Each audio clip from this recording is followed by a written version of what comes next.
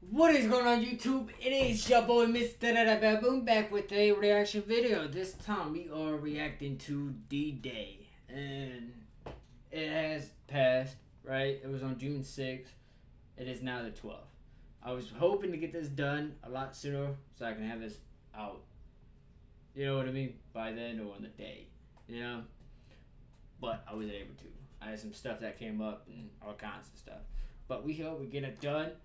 If you guys want to check it out for yourself, make sure you guys check the description. It will be down below. Channel link also. So, with that being said, we're going to go ahead and jump right into this reaction one. D-Day. I don't remember if I said this, but channel link and the video link will be down below in the description. If you guys want to check it out, you guys can. Omaha Beach, June 6th, 1944, World War II. On June 6, 1944, the Allies launched the biggest amphibious landing operation the world has ever seen, Operation Neptune. Around 175,000 men stormed the beaches of Normandy in France, reopening the second front in Europe against Nazi Germany. 50 miles of landing zone was divided into 5 sectors: Utah, Omaha, Gold, Juno, and Sword. In all 5 sectors, Allied troops, despite the element of surprise, sustained great casualties. However, one of them was more devastating than the others. At Omaha Beach, U.S. soldiers suffered the greatest difficulties in achieving their objective. The price they paid on this beach rightfully earned it the nickname Bloody Omaha. As an assault force for securing Omaha Beach, the U.S. Army engaged 43,000 men of the 5th Corps, organized into 2 regimental combat teams. The first was the 16th Regimental Combat Team, made from the 16th Infantry Regiment of the 1st Infantry Division. This was the most experienced unit in the entire U.S. Army.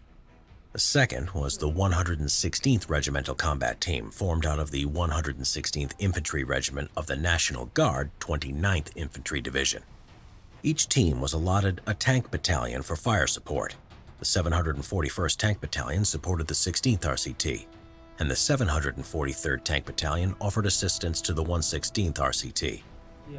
Both groups also included engineering teams whose task was to breach German obstacles on the beach. As an extra support, 2 Ranger battalions, the 2nd and the 5th, were added, with the task of eliminating the German artillery battery at the nearby Pointe du Hoc village and supporting the western half of the beach. In March 1944, the battle-hardened 352nd Infantry Division replaced the understrength 716th Infantry Division at the Bayou sector of the Normandy defenses.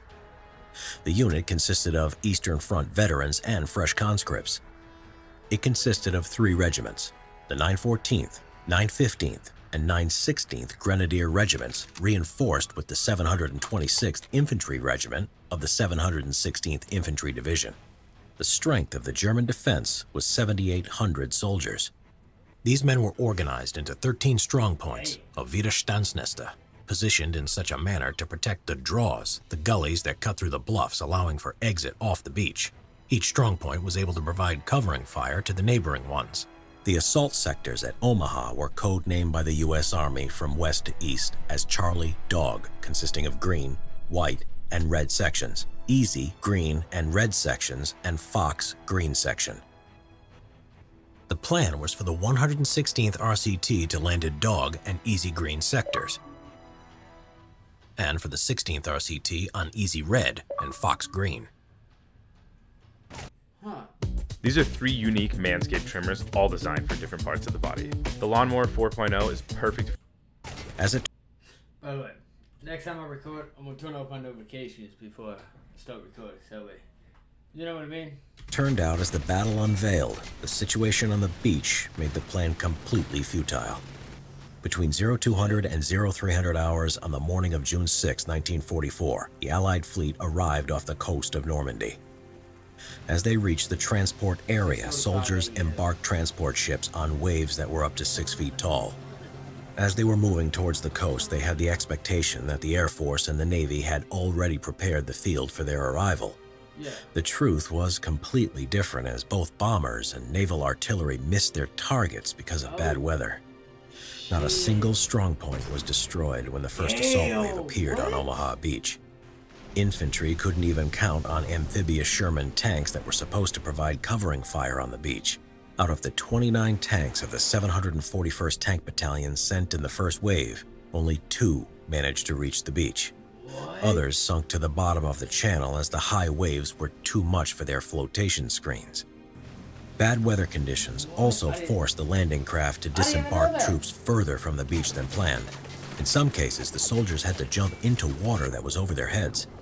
Those who didn't drown had to make great efforts to reach the beach, fighting with big waves while wearing heavy equipment. Most of them were too exhausted to advance through the beach obstacles. To make the situation even worse, assault troops were exposed to German fire as soon as the ramps on the LCVP were dropped. Exposed to fire from deadly MG-42 machine guns, 76mm field guns, 50mm mortars, and mounted 50mm guns, many soldiers were killed instantly before they even jumped into the water. This wasn't the end of it for American assault troops, as low tide and strong wind caused the landing craft to land east of their designated zones. Of the 9 companies of the first wave, only 2 landed where they were supposed to. Others were lost as they found themselves on terrain they were not familiar with. With the command structure broken, and only with a few tanks to support them, the American soldiers were forced to organize ad hoc units and to act on their own. At 0700 hours, the second wave approached the beach. They were expecting to land on clear terrain, but were welcomed in the same manner as the first wave. By 0900 hours, casualties were around 50%. The greatest fighting was around strongpoint WN62. The first breakthrough was when soldiers of Easy Company of the 16th Infantry managed to find an unprotected gap between the 2 enemy strongpoints. After they reached the bluff, they climbed it and made a lateral attack on the German bunkers. Since soldiers on the beach were lacking heavy firepower, a decision was made to send in destroyers to assist the assault. They approached to a distance of 1,000 yards from the beach, risking to run aground and commence shelling on the German strongpoints. It was because of this assistance and fire from tanks on the ground that the German defenses began to fade. By noon, many strongpoints were neutralized and most of them had run out of ammunition. Assault forces managed to make 4 major breaches, 1 on Dog White, 2 on Easy Red, and 1 on Fox Green. By the end of the day, the breaches were widened, allowing for more progress inland. As D-Day was coming to an end, assault forces on Omaha Beach were still in a vulnerable situation, as the beach was still not completely secured. Fortunately, Allied air power managed to cut off German reinforcements, and other sectors had more success, so German forces weren't able to counterattack. How do we know? I mean, I wonder if they're going to say, like, I wonder if it's going to get, like, if we're going to get the information at the end, but, like, I wonder how many, like, people did both sides and everything lose altogether. Which, I mean, but, I mean, I'm mostly just talking about, like, on between this whole fight. You know what I mean?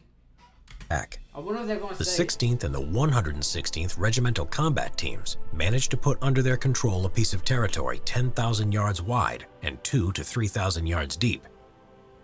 For this small area, they paid a great price. 2,000 to 5,000 had been killed, wounded. I guess I should have just waited. So 2,000 to 5,000. Is that what they said? They paid a great price. 2,000 to 5,000 had been killed, wounded. Damn. So 2,000 to 5,000 had been killed, and then wounded or missing in action.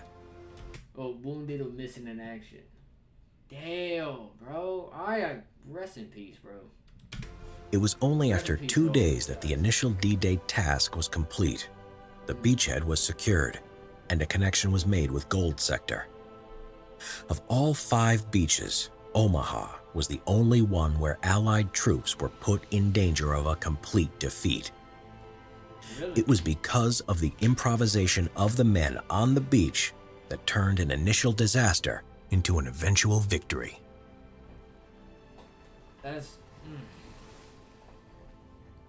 I don't know what I would have done in that situation. I really don't.